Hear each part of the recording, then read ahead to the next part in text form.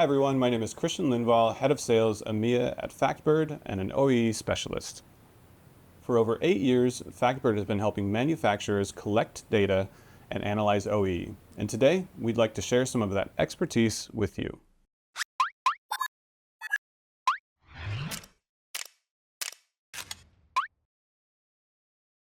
In this course, we'll guide you through the fundamentals of OEE, its calculation methodologies, and OEE examples in practice. Whether you're new to the concept of OEE or looking to refine your expertise, this course offers valuable tools and strategies to improve your manufacturing processes and drive significant operational gains. The first lesson will lay the foundation for the next steps of calculating, analyzing, and improving OEE. We'll begin by diving into what OEE means with a simple definition, then discuss why OEE is important. But first off, let's start with a short history of OEE. Originating in Japan as part of the Total Productive Maintenance Program in the 1960s, OEE was developed to aid in the improvement of manufacturing processes. OEE gave manufacturers a clear reference point for the productivity of individual equipment in a factory and was a big help for continuous improvement. Over time, OEE evolved to become a standard metric for assessing production efficiency, not just in Japan, but globally.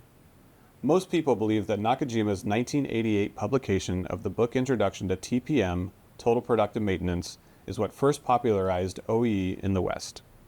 Since 1988, OEE has become the gold standard for measuring manufacturing productivity and is used as a key performance indicator for production plants, factories, and workshops that are looking to improve.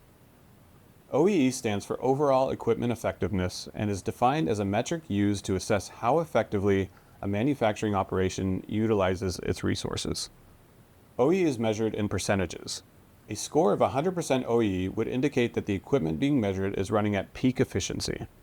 By pinpointing the percentage of planned production time that is truly productive, OEE provides a broad view of performance, availability, and quality in a single, unified number. OEE gets worse when the machine is not in use, has stopped, runs slower than the maximum speed, or makes faulty items, also known as scrap. Here's a short example of a process for implementing OEE. First, define perfection. How much could you make if you ran a standard product mix every hour of the year, making 100% first-time right product with maximum yield, without losses due to changeovers and meetings, at 100% of your maximum demonstrated sustainable rate? Next, define reality. This is when you record how much you are actually making. Then, define your losses. It's time to do some investigation into the gap between perfection and reality. What losses are causing the gap? At this point, you have your OEE. Now it's time to take action on your OEE analysis. Now, consider whether the losses are acceptable. Some losses will be acceptable. You'll have some planned and unplanned downtime.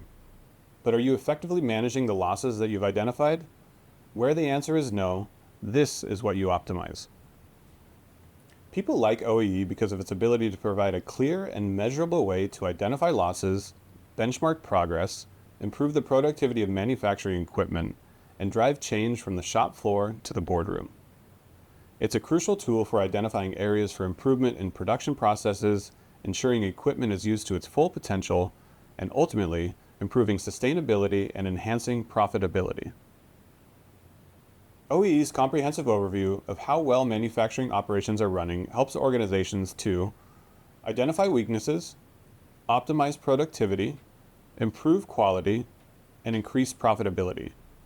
Starting from the top, OEE allows manufacturers to pinpoint areas of inefficiency and waste, unveiling opportunities to enhance production and mitigate losses.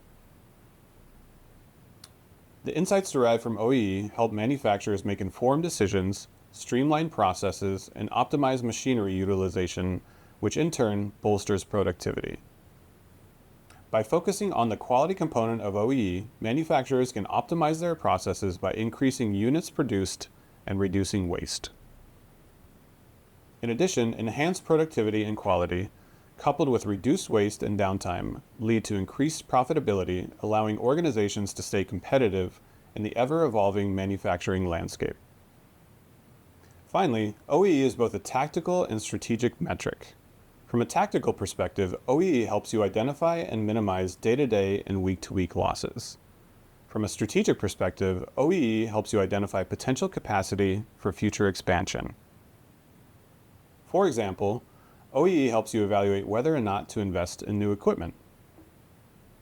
If your production lines are running under capacity, say with an OEE of 50% when the average for similar operations is 65%, then you know that optimizing your existing equipment would make a lot of sense before throwing more equipment at it and increasing costs.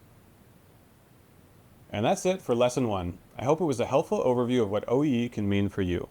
Please join us in the next lesson where we'll dive into the 3 components of OEE: